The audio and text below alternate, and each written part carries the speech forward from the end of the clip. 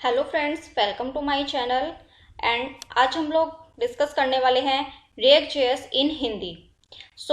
ये हमारी first video है रिएक्ट जेएस के बारे में। तो फर्स्टली हम लोग जान लेते हैं रिएक्ट जेएस के इंट्रोडक्शन के बारे में, जिसमें हम लोग डिस्कस करेंगे what is react JS and react JS का हम यूज क्यों करते हैं एंड रिएक्ट जेएस के लिए क्या क्या प्रीरिक्विजिट्स हो सकते हैं।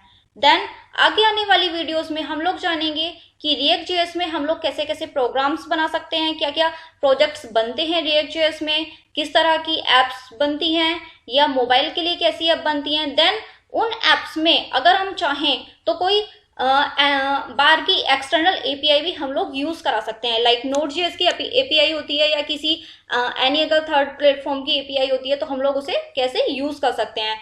एंड हम लोग इसमें फायरबेस को भी इंटीग्रेट करा सकते हैं। यस, डाटाबेस के लिए हम लोग इसमें फायरबेस को यूज कर सकते हैं। देन प्रोजेक्ट को हम लोग कैसे लाइव होस्ट तक पहुंचा सकते हैं, हम लोग वो सब इसके थ्रू डिस्कस करेंगे।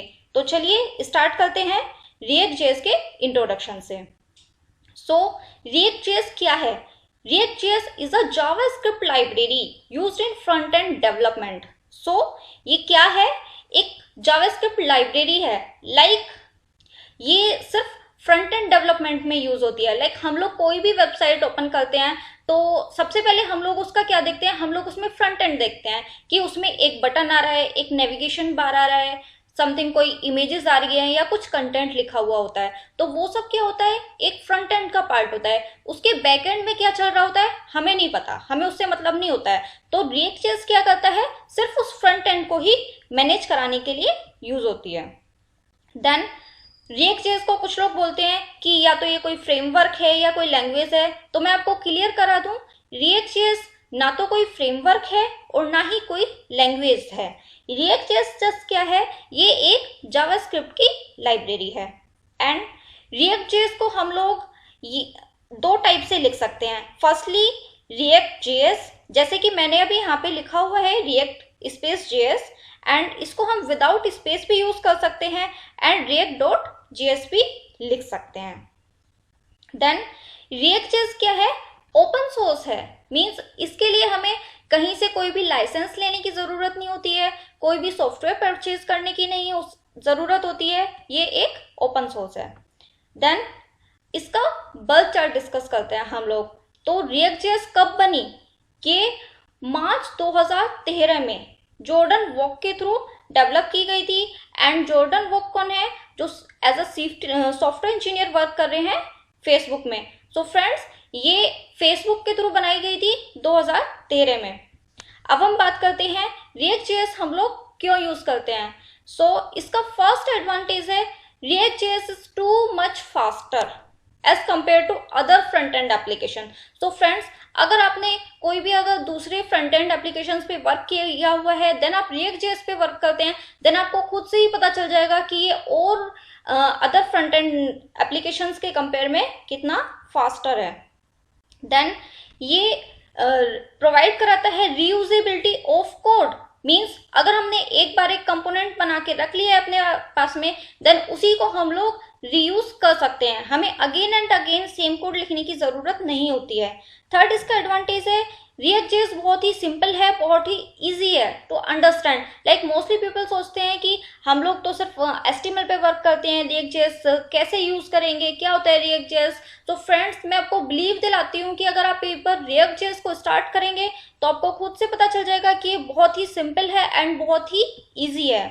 नेक्स्ट इसका एडवांटेज है used for creating single app application. जी हाँ, ये सिर्फ सिंगल पेज एप्लीकेशन बनाने के लिए यूज होता है। मींस हमारे पास वन पेज वेबसाइट होती है, ये सिर्फ सिंगल पेज क्रिएट करता है। देन इसका नेक्स्ट इसका क्वालिटी है React JS use component based approach. Means इसमें अभी मैंने बताया था कि ये रीयूजेबिलिटी प्रोवाइड कराता है। तो रीयूजेबिलिटी कैसे प्रोवाइड कराता है? बिकॉज ये कंपोनेंट बनाता है। आपने कोई वेबसाइट देखी है तो सबसे पहले उसमें क्या होता है, एक नेविगेशन बार होता है, देन उसमें कुछ स्लाइडर या इमेजेस टाइप का होता है, देन हमारा अगर होम पेज है तो उसमें समथिंग कुछ वेलकम कंटेंट होता है। तो वो सब क्या होते हैं, एक कंपोनेंट्स ही तो होते हैं। लाइक अगर हमने एक बार एक पेज के लिए नेविगेशन बना दिया, समथिंग उसमें मेन्यूज हो गए, लाइक होम पेज हो गया, अबाउट पेज हो गया एंड कॉन्टेक्ट अस पेज हो गया, तो उस नेविगेशन को उठा के कि हम अबाउट पेज में यूज कर सकते हैं, उसी नेविगेशन को हम लोग कॉन्टेक्ट पेज में भी यूज कर सकते हैं। तो ये क्या है, ये हर चीज के लिए अपना अलग अलग कंपोनेंट बना देता है। Then browser reloads automatically after saving file of React.js। जी हाँ, अभी मैंने आपको बताया था React.js फास्टर है। सो आप लोग सोच रहे होंगे कि अदर प्लेटफॉर्म से ये कैसे फास्टर हो सकता है। तो फ्रेंड्स, अगर आपने HTML पे हम लोग जैसे वर्क करते थे तो हम लोग क्या करते थे, पहले अपना एडिटर हमने ओपन किया, लाइक हमारे पास नोटपैड++ है या एनीथिंग, कोई भी हमारे पास एडिटर है, हम लोग उसमें फाइल सेव करते थे। देन हम लोग ब्राउजर में आते हैं, देन हम Ctrl+R से या F5 से उसको रिफ्रेश करते हैं, तब हमें पता चलेगा। बट अगर हम React.js पे वर्क कर रहे हैं और React.js में जाके हम अपना एडिटर में कुछ भी लिखते हैं, कुछ भी चेंज करते हैं, अपडेट करते हैं, देन जब तक हम ब्राउजर में आएंगे वो खुद से ऑटोमेटिक रीलोड हो जाएगा हमारा।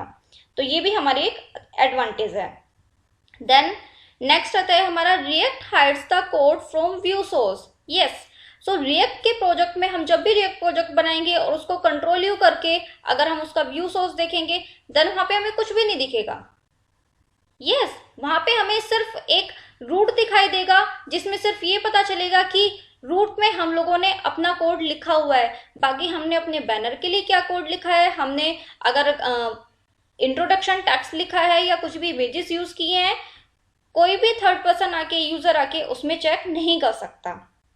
नेक्स्ट है we can use Firebase also to store and retrieve data. Yes, अभी मैंने आपको बताया था कि React.js एक फ्रंट एंड एप्लीकेशन है, ये बैकएंड में वर्क नहीं करता। बट अगर हमें इसमें डेटाबेस बनाने की नीड होती है या हमें डेटा स्टोर करना होता है, रिट्रीव करना होता है, तो हम लोग फायरबेस यूज कर सकते हैं। नेक्स्ट आता है React native is used for Android iOS app. So React.js क्या है, हमारा फ्रंट एंड एप्लीकेशन तो बनाता ही है, वेब एप्लीकेशन बनाता है, साथ में इसके थ्रू अगर हम React नेटिव JS को यूज कर रहे हैं तो हम लोग एंड्रॉयड एंड iOS एप्लीकेशन भी बना सकते हैं। देन हम लोग आते हैं प्री रिक्विजिट्स पे, मीन्स कि अगर हम लोग React.js सीख रहे हैं तो हमें उससे पहले किन किन चीज़ों की नॉलेज होनी चाहिए। तो उसमें फर्स्ट नंबर पे आता है HTML। यस, सो अगर हम लोगों को HTML आता है देन हमारे लिए React.js सीखना बहुत ही ईजी हो जाएगा। लेकिन अगर आप लोगों को HTML नहीं आता है, 50% पे अगर HTML की नॉलेज है, देन तब भी हम React.js पे वर्क कर सकते हैं। नेक्स्ट है CSS। So CSS is the very mandatory thing for us. अगर हम लोग कुछ भी फ्रंट एंड कर रहे हैं, लाइक मैंने ये यहाँ पे एक स्लाइड बनाई हुई है, तो मैं यहाँ पे ये ब्लैक कलर यूज कर रही हूँ, ये मैंने यहाँ ब्लू कलर यूज किया हुआ है, तो ये भी तो एक CSS का ही पार्ट है ना। कहीं पे भी हम, ये मैंने फ़ॉन्ट साइज इसका थोड़ा बड़ा फ़ॉन्ट साइज दिया हुआ है, यहाँ पे मैंने छोटा फ़ॉन्ट साइज दिया हुआ है, तो ये everything is the part of CSS। तो CSS is the mandatory thing of React.js। Next है जावास्क्रिप्ट। सो मैंने भी लास्ट स्लाइड में बताया था कि React.js क्या है, React.js एक खुद ही जावास्क्रिप्ट की लाइब्रेरी है।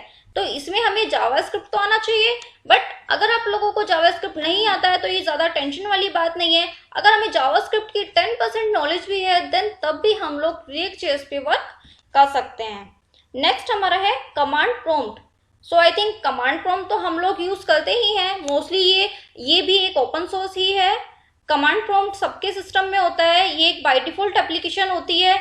सो कमांड प्रॉम्प्ट की क्यों ज़रूरत पड़ती है, लाइक अगर हमें React.js को इंस्टॉल करना है तो वो सब कुछ क्या होता है, कमांड के थ्रू होता है। लाइक हमें React.js इंस्टॉल करनी है तो उसके लिए अगर हम लिखते हैं सपोज इंस्टॉल React, हम इस टाइप से लिखते हैं, तो हमारी जो भी कमांड चलेगी वो हमारी कमांड प्रॉम्प्ट के थ्रू ही चलेगी।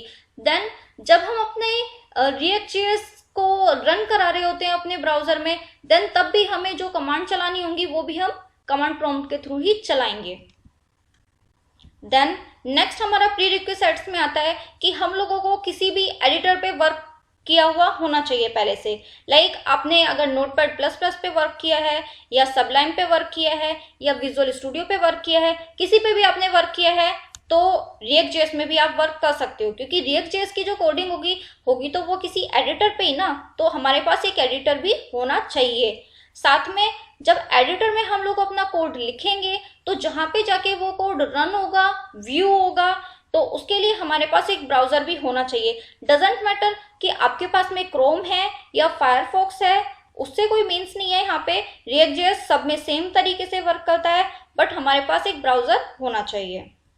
देन नेक्स्ट हमारा आता है npm नोड पैकेज मैनेजर। सो इसकी अगर आपको एक बेसिक नॉलेज भी है तो भी ठीक है, अगर नहीं भी नॉलेज है तो आप परेशान ना हो, क्योंकि React.js की जो नेक्स्ट वीडियो होने वाली है उसमें मैं आपको बताने वाली हूँ कि React.js को कैसे इंस्टॉल करना होता है। और React.js को हम तभी इंस्टॉल कर सकते हैं जब हमारे पास में पहले से npm इंस्टॉल होगा। तो मैं आपको फर्स्टली npm भी इंस्टॉल करना सिखाऊंगी, देन React.js को कैसे इंस्टॉल करना है, कैसे उसका सेटअप करना है, वो भी सिखाऊंगी। सो आई थिंक फ्रेंड्स, मैंने React.js के बारे में पूरा इंट्रोडक्शन बता दिया है, लेकिन तब भी अगर आपको लगता है कि React.js के बारे में आपको कोई कंफ्यूजन है कि React.js क्या है, हम लोग क्यों यूज कर रहे हैं, उसके लिए क्या क्या हमें पहले सीखना आना चाहिए, क्या क्या हमें किस किस चीज़ की नॉलेज होनी चाहिए, लाइक HTML की या CSS की या किसी भी एनी अदर थिंग्स की, या हम किस किस टाइप के प्रोजेक्ट्स React.js में बना सकते हैं, तो प्लीज़ मुझे कमेंट सेक्शन में ज़रूर लिखिए, मैं उनका रिप्लाई करूँगी। Okay friends, so thank you.